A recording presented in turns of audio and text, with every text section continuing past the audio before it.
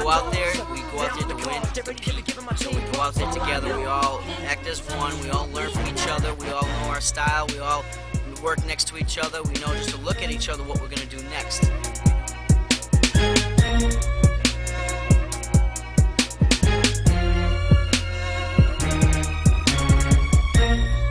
Like everybody else, we started riding in the streets. That's how it all began for us. We all came together by riding in the streets of Worcester. So we're not afraid to go out there and still bust it out in the streets. A lot of teams aren't into that anymore. We are. We like the controlled environment type of riding as well, but we're still not afraid to go out and cut loose in the streets and have a good time out there as well. Because that's originally how it all started, and that's where it's all going to be at in the end.